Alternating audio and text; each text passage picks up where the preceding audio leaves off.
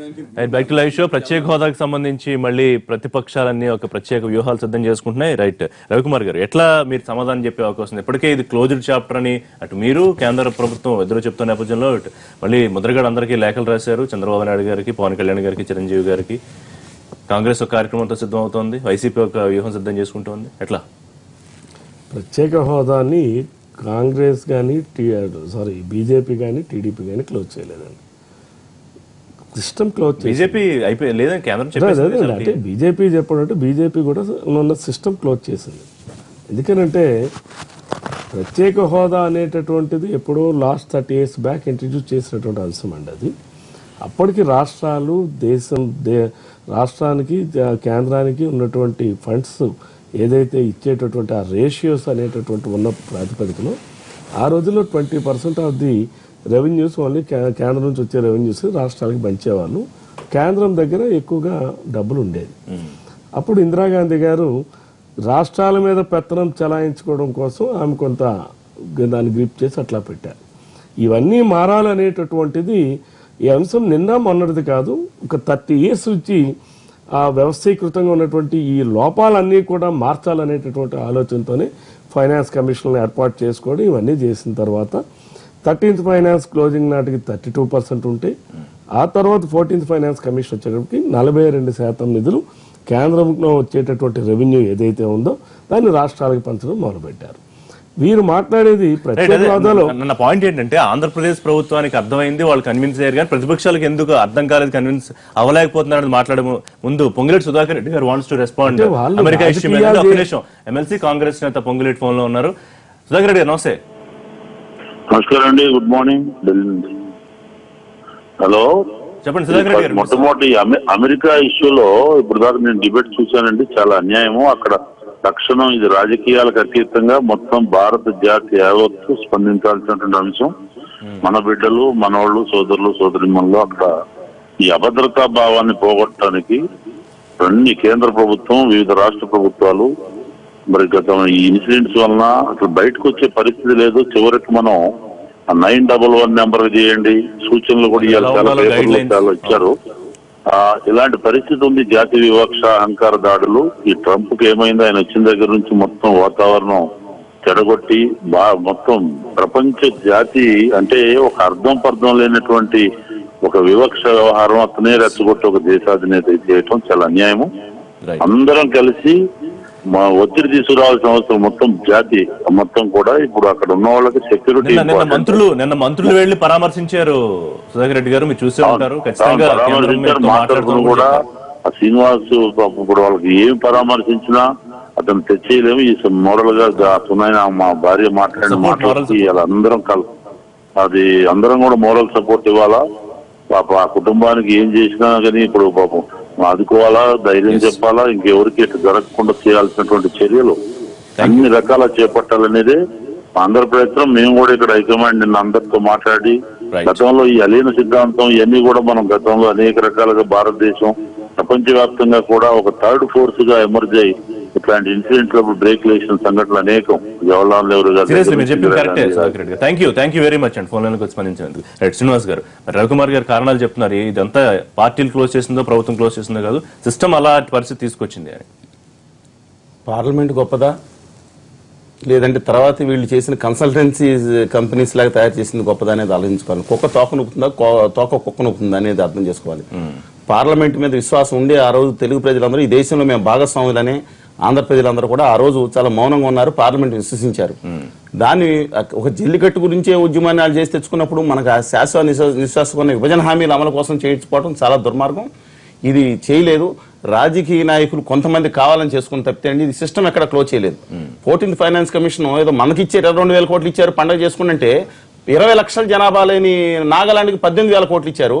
70 లక్షల జనాభా లేని హిమాచల్ ప్రదేశ్కి 41,000 కోట్ల రూపాయలు. అది జనరల్ సిస్టమ్ లో వచ్చింది, మనకేం స్పెసిఫిక్ ఇవ్వలేదు. ఇవాళ రాష్ట్రానికి ఇచ్చింది రాయలసీమ, ఉత్తరాంధ్ర. ఈ happens to be from Uttarandhra also most deprived. ఈ దేశంలో మన రాష్ట్రంలో తలసరి ఆదాయం తక్కువ ఆదాయం జిల్లా నుంచి వచ్చారు ఆయన. ఉత్తరాంధ్ర రాయలసీమకి 50 కోట్లు మేము పోరాడేది ప్రత్యేక హోదా గురించి ఒక్కదాని గురించి కాదు, విభజన హామీలు అన్నిటి కోసం. కరెక్టే, కానీ రాయితీలో 50 కోట్లు ముష్టేస్తే దానికి ఇప్పుడు దేని గురించి ఫైట్ చేస్తాను, చట్టబద్ధత అన్నారు. 50 కోట్లు రాయలసీమ ఉత్తరాంధ్ర జిల్లాలకు ముష్టేస్తే దానికి చట్టబద్ధత కోసం ఫైట్ చేస్తున్నారా? దేని గురించి చట్టబద్ధ? అమరావతి ఆంధ్రులు అపురూప రాజధానిగా మేము కోరుకున్నాం. అలాంటిది మొత్తం ఆల్ ఇన్ఫ్రాస్ట్రక్చర్ కేంద్రం ఇవ్వాల్సి ఉంది, అలాంగ్ విత్ ఆల్ బిల్డింగ్స్ అని స్పెసిఫిక్ గా ఆమోదించబడిన బిల్. ఇది హామీ కాదు. ప్లీజ్ అగైన్ ఐఎమ్ రిపీటింగ్ అండి, ఇది హామీ కాదు. దాని గురించి మేమేమో 2000 కోట్లు ఇచ్చాం, మిగతాది అప్పు తెచ్చుకుని భావితరాలకు తాకట్టు పెడతానట్టు రాస్తారా? నేను అడిగిన ప్రశ్న స్పష్టంగా ఉందండి. ఇప్పుడు రాష్ట్ర ప్రభుత్వం ముందున్న అవకాశం ఏమిటి? మొత్తం అందరినీ అఖిల పక్షం తీసుకెళ్లాలి, 36 మంది ఎంపీలు తీసుకెళ్లి నరేంద్ర మోడీ గారి ఇంటి ముందు కూర్చుంటే, ఇంక్లూడింగ్ ప్రతిపక్షాలు కూడా, వాళ్ళు కూడా కలిసి రావట్లేదు, సమైక్య ఉద్యమానికి రావట్లేదు. చెప్తున్నాను, అధికార పక్షంగా ఉన్న బీజేపీ తెలుగుదేశం పార్టీ తొక్కేస్తానని ప్రయత్నిస్తుంటే ప్రతిపక్షాలు కూడా ఏం చేయాలి? దీక్షలు చేస్తుంటే కనీసం సంఘీభావం. నేను సారీ టు సే అండి, మీరు ప్రధాన ప్రతిపక్షం, నేను ఆధారాలు ఇస్తాను, ప్రధాన ప్రతిపక్షం రాజీనామా చేయిస్తా ఉన్నారు జగన్మోహన్ రెడ్డి గారు, ఎంపీలతో రాజీనామా చేయిస్తా ఉన్నారు. వారు కాదండి, కలివిడికి వెళ్ళాలి. ఇవాళ చంద్రబాబు విమర్శించి చంద్రబాబు గారు వీళ్ళని విమర్శిస్తాం, లేదా కమ్యూనిస్ట్ పార్టీ ఏజెన్సీ కాదు, వెళ్ళి మోడీ గారి ముందు నిలదీసి కూర్చోవాలి.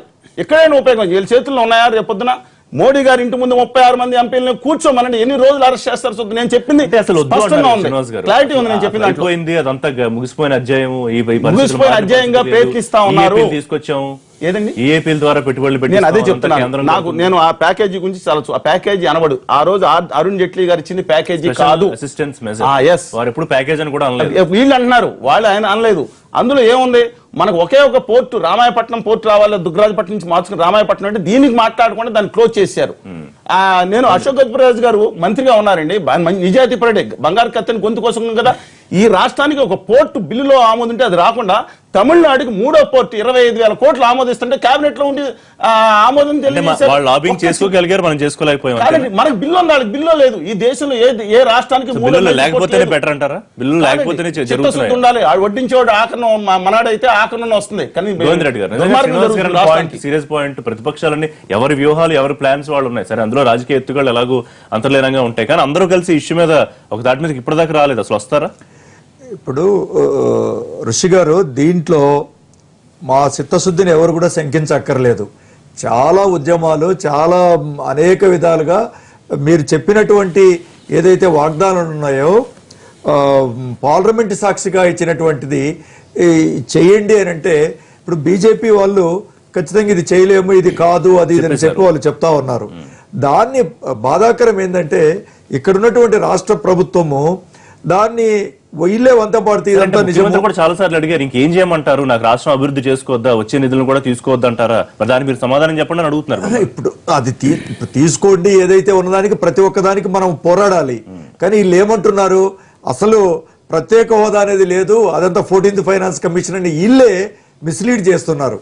ఇప్పుడు బీజేపీ ఇవ్వడం లేదు, బీజేపీ అడమెంట్ గా ఉంది కేంద్ర ప్రభుత్వం అని చెప్తే సంతోషపడేవాళ్ళు ఆంధ్ర రాష్ట్రంలో ఉండేవాళ్ళు. అసలు ప్రత్యేక హోదాకు ప్రత్యేక ప్యాకేజీకి ఏం తేడా ఉంది? ప్రత్యేక ప్యాకేజీలో మనకు ఎక్కువ వస్తాయి, ప్రత్యేక హోదాలో ఏముందో నాకు చెప్పమని ఒక ముఖ్యమంత్రి గారు అంటే ఇంకా దానికి ఎట్లాంటి, నేను అడుగుతున్నా, నాకు ఎవరు ఇదిగో అని చూపించలేదు, పట్టించుకోలేదు ముఖ్యమంత్రి గారు, నాకు ఎవరు చెప్పలేదు అన్నారు. అమరావతి మీద రిపోర్ట్ ఇస్తేనే, అందరూ రిపోర్ట్ ఇస్తేనే పట్టించుకోలేదు అంది. ఇప్పుడు రవికుమార్ గారు మనం ఎవరు అనాలి? ఎందుకంటున్నానంటే, మేము స్పష్టంగా చెప్తున్నాం, మేము ఇంకోటి దయచేసి మేము ప్రత్యేక హోదా ఒక్కదానికి పోరాటలేదండి. విభజన హామీలు అన్నిటి మాట్లాడితే ప్రత్యేక హోదా వేస్తున్నారు మీడియాలో, అది కాదు. విభజన హామీలు అన్నిటి కోసం పోరాడుతున్నాం. దాంతో రాయితీలతో కూడిన ప్రత్యేక తరగతి హోదా ముఖ్యం, కడప ఫ్యాక్టరీ మీద అన్ని కూడా, లోటు భర్తీ, రైల్వే జోన్ అన్నిటి గురించి మాట్లాడుతున్నాం. సుధాకర్ గారు, ఎట్లా చూడాలి దీన్ని? అంటే క్లోజ్ అయిపోయిందని చెప్తూ ఉంటే కాదు, అదే రాజకీయ ఎత్తుగడని వైసీపీ ప్రధానంగా వెళ్తోంది. ఎంపీల రాజీనామాలు, ఇవాళ ముద్రగడ లెటర్లు, కాంగ్రెస్ ఒక ప్రత్యేక కార్యక్రమం. ప్రత్యేక హోదా పనికిరాదు, ప్రత్యేక హోదా వల్ల లాభం లేదు అని అంటాం సబబు కాదు. ఒక చిన్న టెస్ట్ అండి, అంటే మనం ఈ 14th ఫైనాన్స్ కమిషన్ ఏం చెప్పింది ఇవన్నీ కాకుండా ఒక చిన్న టెస్ట్. మనం మన ఇంట్లో ఏ ప్రోడక్ట్ తీసుకున్నా, అది బాత్రూంలో ఉండే షాంపూ కానీ ఏది తీసుకున్నా, ఒక గుర్గావ్, నోయిడా తర్వాత అన్ని ఉత్తరాఖండ్ మ్యానుఫ్యాక్చర్డ్, లేకపోతే అన్ని హిల్ స్టేట్స్, బద్దీ ఫార్మస్యూటికల్స్ తీసుకుంటే హిమాచల్ ప్రదేశ్ బద్దీ. అంటే అన్ని ప్రోడక్ట్స్ మనం ఈరోజు వాడేది, చైనా ప్రోడక్ట్స్ ఎలా అయితే భారతదేశంలో వస్తున్నావు, ఇక్కడ ఆంధ్రాలో కానీ తెలంగాణలో కానీ మనం వాడే ప్రోడక్ట్స్ అన్ని హిమాచల్ ప్రదేశ్ బద్దీ నుంచి, ఉత్తరాఖండ్ నుంచి, అంటే ప్రత్యేక హోదా ఉన్న రాష్ట్రాల నుంచి వస్తున్న ప్రోడక్ట్సే. అంటే దీన్ని బట్టి ఏమర్థం అవుతుందంటే అక్కడ మ్యానుఫ్యాక్చరింగ్ ఇండస్ట్రీ బాగా ఉంది. సో ఆంధ్రాకు కూడా ఎందుకంటే హైదరాబాద్లో ఇండస్ట్రియలైజేషన్ అయింది, ఆంధ్రాలో వైజాగ్లో కొంత సెంట్రల్ యూనిట్స్ తీసేస్తే, సో ఆంధ్రాకి ఇండస్ట్రియలైజేషన్ అవ్వాలి, మ్యానుఫ్యాక్చరింగ్ సెక్టర్ రావాలి, సర్వీసెస్ సెక్టర్ రావాలి అంటే తప్పకుండా ప్రత్యేక హోదా కావాల్సిందే. ప్రత్యేక హోదా వల్ల ఎన్నో లాభాలు ఉన్నాయి. దీనికి రాజకీయాలకు అతీతంగా అంటే టీడీపీ కానీ బీజేపీ కానీ వాళ్ళు ప్రామిస్ చేసిందే 10 ఏళ్ళు కావాలని ఒకళ్ళు. బట్ ఇప్పుడు స్టేట్ గవర్నమెంట్ ముందు ఆప్షన్ ఏంటి? స్టేట్ గవర్నమెంట్ ముఖ్యమంత్రి గారు వచ్చిన ప్రయోజనం తీసుకోవద్దు అంటారని అడుగుతున్నారు ఆయన. టీడీపీ ప్రయోజనం ఏం లేదు సార్. స్పెషల్ అసిస్టెంట్ మెజర్స్ ఆ ఇయర్లో లేకపోతే ఆ బడ్జెట్లో మనకు రావాల్సినవి తప్ప ప్రత్యేకంగా అందులో ఏమి లేదు. కాబట్టి ప్రత్యేక హోదా గురించి టీడీపీ కూడా తన పందా మార్చుకొని ఇప్పటి వరకు ఏంటి ఇది పనికిరాదు అనే ఆ పరిస్థితి. మీరు అన్నారు కదా సుధాకర్ పరిశ్రమలని, కానీ పలు సందర్భాల్లో ముఖ్యమంత్రి ప్రశ్నించారు, ప్రత్యేకమైన పారిశ్రామిక రాయితీలు లేకుండా పరిశ్రమలు వచ్చి ఎందుకు ఇక్కడ పెట్టుబడులు పెడతాయి, ప్రత్యేక హోదాకి పారిశ్రామిక రాయితీలకి సంబంధం ఏముంది? స్పష్టంగా ఉంది. ప్రత్యేక హోదాలో అన్ని రాయితీలు ఉన్నాయి, ఎక్సైజ్ ట్యాక్స్ దగ్గర నుంచి అన్ని రాయితీలు ఉన్నాయి. 11 రాష్ట్రాల్లో కూడా ప్రత్యేక హోదాలో రాయితీలు లేవండి. ఎందుకు లేవు? లేవండి. పారిశ్రామిక రాయితీ కావాలి. పారిశ్రామిక రాయితీలు లేవండి. ప్రత్యేక హోదాలో పారిశ్రామిక రాయితీలు లేవు. ఆ రాయితీలు ఇవ్వాలంటే ప్రత్యేక హోదా కావాలి. ఓకే, ఆ రాయితీలు రావాలంటే ప్రత్యేక హోదా కావాలి. రెండు ఇంటర్లింక్డ్ వేరు వేరు. ప్రత్యేక హోదాలో రాయితీలు పారిశ్రామిక రాయితీలు లేవు. ప్రత్యేక హోదాతో మనకు వచ్చేటటువంటివి పర్ ఇయర్ అన్ని క్యాల్కులేట్ చేసుకుని ఇన్ బిట్వీన్ 3,000 to 4,000 crores వస్తుంది తప్ప మేజర్ దట్. శ్రీనివాస్ గారు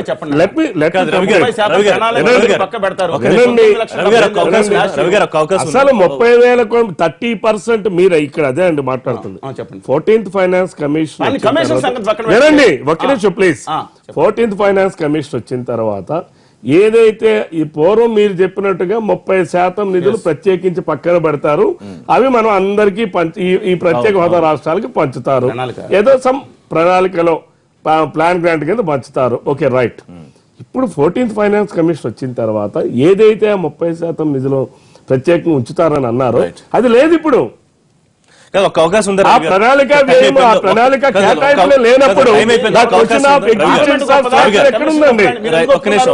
మేము ఒప్పుకోవడం ఏంటండి? కేంద్ర ప్రభుత్వం వేరు, రాష్ట్రాలు వేరు. ఇది ఒక రాష్ట్ర ప్రభుత్వం అపోజ్ చేస్తే జరిగేది కాదండి. 29 రాష్ట్రాలు 6 కేంద్రపాలిత రాష్ట్రాలు ఉన్నటువంటి ఈ భారతదేశంలో నిర్ణయం తీసుకుంటారు. ఇది ఒక ఆంధ్రప్రదేశ్ రాష్ట్రానికి సంబంధించింది కాదు. మీరు అర్థం చేసుకోవాల్సింది, ప్రతిపక్షాలన్నీ కూడా అర్థం చేసుకోవాల్సింది. 14th ఫైనాన్స్ కమిషన్ వచ్చిన తర్వాత ఏదైతే 30% నిధులు ఉన్నాయో ఆ 30% నిధులు కేంద్రంలో ప్లాన్ సెపరేట్ గా లేవు. అలొకేషన్ లేదు. సెంట్రల్ ఫండ్స్ ను వాళ్ళకు రాష్ట్రాలకు ఇచ్చింది కానీ 26% ఇచ్చారు. అది 42%. కానీ మిగతా వాళ్ళకు ప్రత్యేక హోదా రాష్ట్రాలకు ఉండేటువంటిది ఏది కూడా తగ్గించలేదండి. అన్ని ఉన్నాయి, ప్రతి ఒక్కటి కూడా. నేను అడుగుతున్నానండి,